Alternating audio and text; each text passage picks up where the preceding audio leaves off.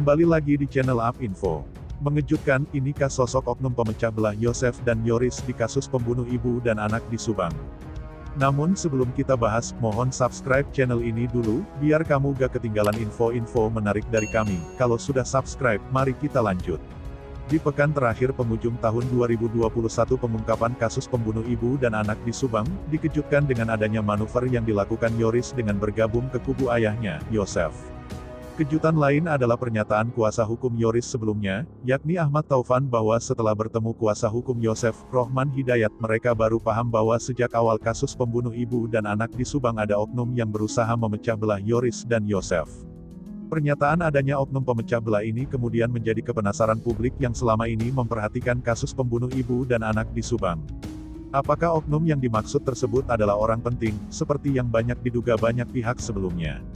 Saat memberikan klarifikasi resmi soal pencabutan kuasa Yoris dari ATS Law Firm, pada Selasa tanggal 28 Desember tahun 2021, Presiden ATS Law Firm, Ahmad Taufan memaparkan bahwa mereka juga pernah bertemu dengan kuasa hukum Yosef, Rohman Hidayat saat pemeriksaan klien mereka masing-masing. Apalagi Kang Rohman sudah mengawal kasus sejak awal, di situ kami banyak cerita sampai kami tahu dan akhirnya sama-sama paham bahwa sejak awal ada oknum yang sudah berusaha mengadu domba keluarga itu, tutur Ahmad Taufan. Untuk itu, saya dan Kang Rohman sepakat sebagai sama penegak hukum, sebagai seprofesi, maka kita tetap profesional dan kita tidak pernah bahas tentang konflik-konflik internal antara Pak Yosef dan Yoris, tuturnya.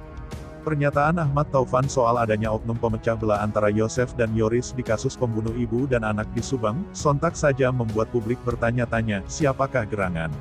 Apakah oknum pemecah belah tersebut adalah orang penting, yang selama ini diduga terlibat dalam kasus pembunuh ibu dan anak di Subang, yang membuat pengungkapan kasus Subang tersebut berlarut-larut hingga memasuki bulan kelima? Dugaan keterlibatan orang penting di kasus pembunuh ibu dan anak di Subang juga pernah dibahas Anjas di kanal YouTube Anjas di Thailand pada tanggal 14 Desember tahun 2021. Sebenarnya menurut aturan hukum dengan dua alat bukti kuat sudah bisa menentukan tersangkanya. Dua alat bukti itu misal bisa dari keterangan saksi, keterangan ahli, atau surat.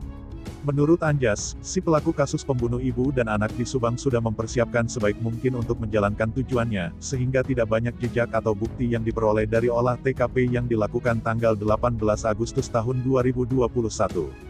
Namun, menurut Anjas, tidak menutup kemungkinan ada orang yang sengaja mengundang orang lain dan membiarkan orang banyak masuk TKP guna mengaburkan penyelidikan kasus pembunuh ibu dan anak di Subang. Ketika pengungkapan berlarut-larut, saat ini terjadi ketidakseimbangan informasi yang diperoleh publik terkait kasus pembunuh ibu dan anak di Subang. Sementara tim penyidik makin menjauh dan menutup informasi kepada media, sementara di lain pihak sejumlah saksi bicara kemana-mana di media. Kondisi ini juga dikhawatirkan akan menurunkan kepercayaan publik kepada integritas polisi. Apakah ini juga bagian dari adanya keterlibatan orang penting sehingga mencoba melakukan apapun untuk mengamankannya, termasuk mengaburkan TKP tadi? Atau ada dugaan kasus pembunuhan Subang juga akan mengaitkan dengan hal-hal yang besar, termasuk ada keterlibatan orang penting di dalamnya?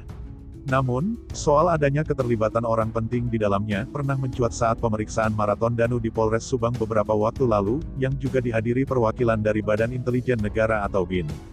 Keterlibatan orang penting di kasus pembunuhan Subang juga dikaitkan dengan dugaan menyangkut keuangan di Yayasan Bina Prestasi Nasional, tempat kedua korban yakni Tuti Suhartini dan Amel, menjabat. Sebab yayasan yang juga menaungi dua lembaga pendidikan yakni SMKS dan SMP tersebut mengelola dana bantuan pemerintah yang dalam setahunnya bisa mencapai sekitar 1 miliar rupiah. Seperti juga dalam analisa Anjas sebelumnya, apakah kasus ini terkait ada orang atau oknum yang khawatir tidak bisa lagi memainkan dana bantuan pemerintah akibat administrasi rapi yang dilakukan korban? Namun dengan semakin banyaknya keterangan yang muncul dari para saksi dan kuasa hukum di media massa, sementara keterangan dari polisi minim, Anjas mengkhawatirkan adanya dampak memunculkan konflik di masyarakat, dengan persepsi masyarakat atas keterangan saksi-saksi di media massa. Hal ini tentu akan menjadi taruhan bagi integritas polisi. Apalagi, Polda Jabar yang baru Irjen Pol Suntana saat pelantikan beberapa waktu yang lalu menegaskan bahwa kasus pembunuhan Subang bisa saja mengganggu integritas polisi. Nah, bagaimana menurut kalian? Cantumkan pendapat kalian di kolom komentar.